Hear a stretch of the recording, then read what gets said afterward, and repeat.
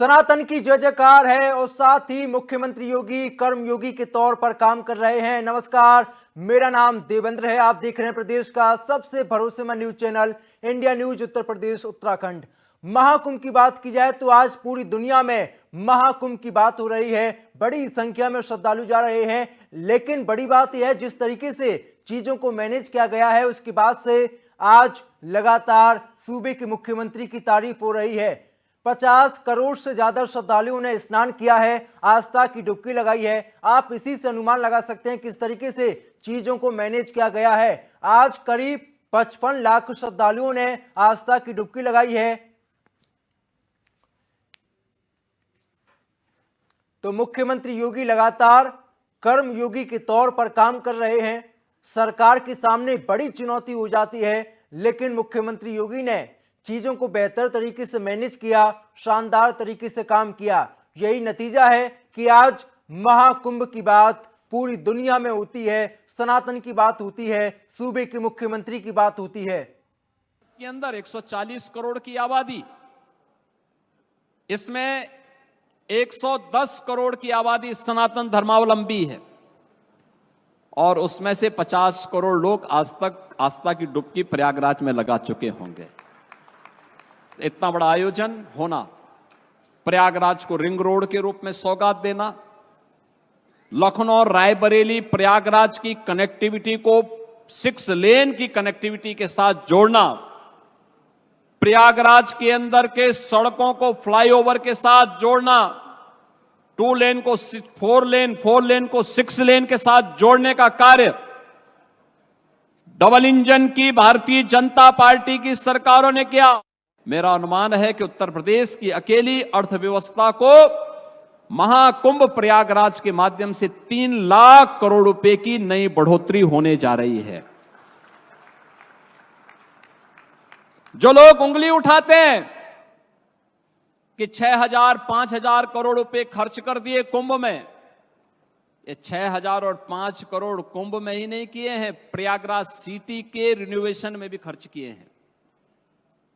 कुंभ के आयोजन में कुल 1500 करोड़ रुपए खर्च हुए हैं और बदले में अगर उत्तर प्रदेश को 3 लाख करोड़ रुपए का लाभ होता हो और यहां की अर्थव्यवस्था सुदृढ़ होती हो, तो मुझे लगता है कि यह उत्तर प्रदेश के नौजवानों के लिए, उत्तर प्रदेश की जनता जनार्दन के लिए और नए भारत के नए उत्तर प्रदेश के लिए, जिसे हम आदरणीय प्रधानमंत्री जी की प्रेरणा से भारत के ग्रोथ इंजन के रूप में स्थापित कर रहे हैं, उस दृष्टि से अत्यंत उपयुक्त है और समीचीन। तो ज्यादा जानकारी के साथ सहयोगी वर्षा इस समय लाइव मौजूद हैं। वर्षा, का महाकुंभ की बात की जाए, मुख्यमंत्री की बात की जाए, आज पूरी दुनिया में सनातन का डंका बजा है और बड़ी बात यह है कि 50 करोड़ से ज्यादा भीड़ को मैनेज किया गया। क्या कुछ जानकारी आपके पास? आज की तस्वीरें कितनी खास हैं? देखिए, अगर आज की तस्वीरों की बात करें तो आज की तस्वीर भी उसी तरीके से है जैसे पहले दिन था। ये महाकुंभ शहर भीड़ का रेला लगा हुआ है और अभी भी मैनेजमेंट किया जा रहा है कि लोगों को किसी तरीके की परेशानी ना हो, दिक्कतें ना हो, लोग यहाँ आ सके, त्रिवेणी संगम में स्नान कर सके। लगभग 50 करोड़ का आंकड़ा अब ये जो है वो पार हो चुका है और सोचिए कि 50 करोड़ के आंकड़े को मैनेज करना कितनी बड़ी बात होती है। एक शहर जिसमें 50 करोड़ लोग आ रहे हो और जा रहे हो, अब ये आंकड़ा लगातार बढ़ते जा रहा है और जिस तरीके से विश्व स्तर पर इसकी चर्चा हो रही है, ये एक बेहतरीन कदम है मुख्यमंत्री योगी आदित्यनाथ की तरफ से कि लगातार विश्व पटल पर इसकी चर्चा हो रही है। अगर हम माने तो हर घर से एक आदमी इस महाकुंभ में जरूर आ रहा है और त्रिवेणी संगम में स्नान कर रहा है। यही यहाँ की खूबसूरती है कि आपको युवाओं का रेला देखने को मिलेगा। युवा जहाँ आध्यात्मिक धर्म और संस्कृति का महाकुंभ हो रहा है, जहाँ संतों की वाणी, उनका प्रभाव, भक्तों की श्रद्धा अपार है और गंगा माँ की कृपा सब पर बनी रहे, देश का सबका कल्याण हो, ये हम सब प्रार्थना करते हैं। क्योंकि लोकसभा के सदस्य तो लोकसभा अध्यक्ष ओम बिरला को आपने सुना किस तरीके से उन्होंने बखान किया और साथ ही जिस तरीके से चीजों को मैनेज किया गया।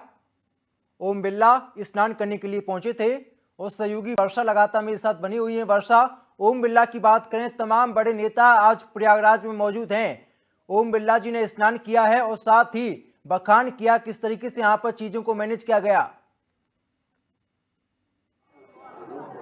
बिल्कुल, देखिए जिस तरीके से वीवीआईपी लगातार आते जा रहे हैं, चाहे वो प्रदेश के मुख्यमंत्री हो या अन्य प्रदेश के सारे मंत्री स्पीकर हो, सब हर कोई इस त्रिवेणी संगम में स्नान करने के लिए आ रहा है और इसकी तारीफ करके जा रहा है, क्योंकि व्यवस्थाएं बहुत ही बेहतर की गई है। व्यवस्थाओं पर विशेष ध्यान दिया गया है कि ट्रैफिक कंट्रोल हो सके, क्राउड कंट्रोल मैनेजमेंट किया जा सके। और आज जिस तरीके से स्पीकर ओम बिरला ने जो बातें कही वो एकदम सत्य है, क्योंकि यहाँ पर व्यवस्थाएं एकदम सुदृढ़ की गई है।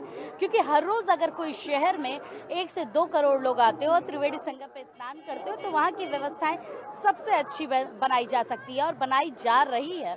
उत्तर प्रदेश में जिस तरीके से एक वृहद रिकॉर्ड सेट किया गया है, जिसमें 50 करोड़ का आंकड़ा तो पार कर दिया गया है, लेकिन स्वच्छता का एक विशेष जो ध्यान इस महाकुंभ शहर में रखा जा रहा है वो सबसे बड़ी बात है। क्योंकि अगर किसी शहर में 1 से 2 करोड़ लोग आ रहे हो तो आप सोचिए कि कितना टन कूड़ा यहाँ पर इकट्ठा होता होगा, लेकिन उसको मैनेज किया जा रहा है। इतने सारे सफाई कर्मी लगातार लगे हुए हैं, लगातार वो ध्यान दे रहे हैं कि इस कुंभ शहर में कहीं पर भी गंदगी ना हो सके। इसके साथ साथ सुरक्षा व्यवस्था के लिए पुलिस कर्मियों को लगा रखा गया। पुलिसकर्मी लगातार ध्यान दे रहे हैं कि किसी तरीके से सुरक्षा व्यवस्था में कोई कुंभ को हर तरफ ये कहते हैं कि कुंभ में जाएंगे तो आप गायब हो जाएंगे, कुंभ में जाएंगे तो आप बिछड़ जाएंगे, कुंभ के बिछड़े हुए अगले कुंभ में मिलते हैं। लेकिन इस बार कुंभ में बिछड़ने और मिलने के लिए सबसे अच्छा व्यवस्था जो किया गया है वो है कि लगातार जो लोग बिछड़ते हैं उनके मिलने के लिए लगातार वहां पर सूचनाएं दी जा रही है। खोया पाया कैंप बनाया गया और उस खोया पाया कैंप में लगभग 1 घंटे के अंदर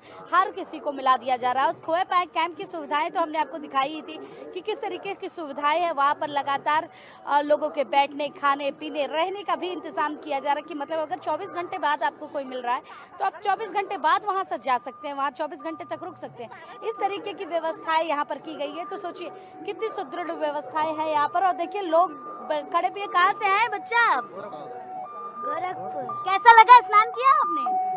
स्नान हो गया? आप लोग कहाँ से? गोरखपुर। तो कैसा लगा यहाँ? बहुत अच्छा, बहुत आनंद की अनुभूति हुई।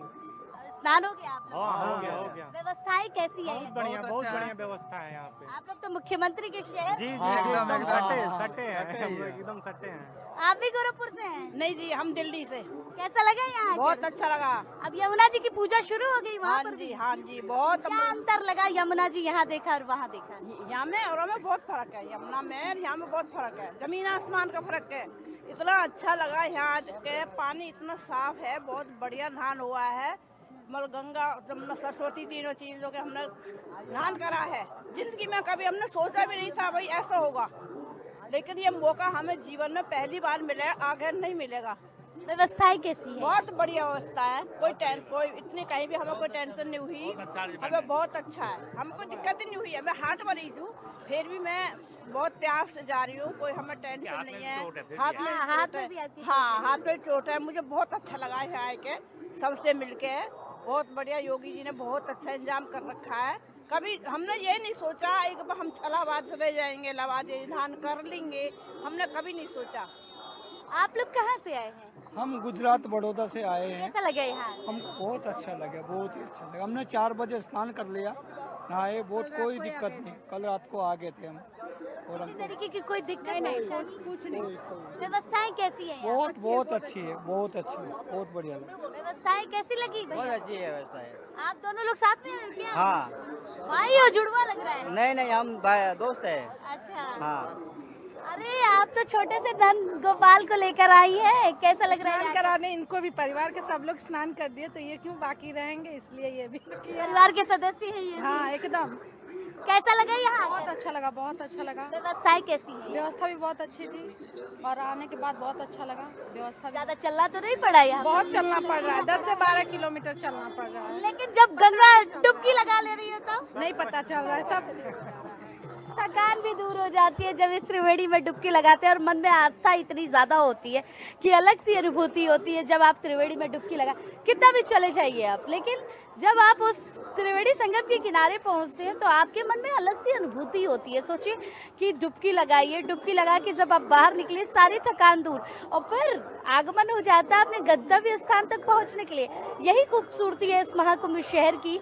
और ऐसी दिव्यता और भव्यता से लगातार महाकुंभ शहर अब प्रस्थान की तरफ आगे बढ़ता ही जा रहा है। और जिस तरीके से अब अंतिम स्नान बाकी है शिवरात्रि का, उसका इंतजार है, लेकिन रेला यहाँ पर लगातार चलते जा रहा है। लोगों का आगमन लगातार होते जा रहा है। और सोचिए कि इसके बावजूद भी यहाँ पर व्यवस्थाएं बहुत ही बेहतर की गई। नो व्हीकल जोन हो चुका है, वीकेंड की वजह से नो व्हीकल जोन है, लेकिन उसके साथ बिल्कुल, जो तो बड़ी व्यवस्थाएं चल रही संख्या हैं, में श्रद्धालु जा रहे हैं। फिलहाल के लिए आपका धन्यवाद जानकारी देने के लिए, उस बातचीत के लिए।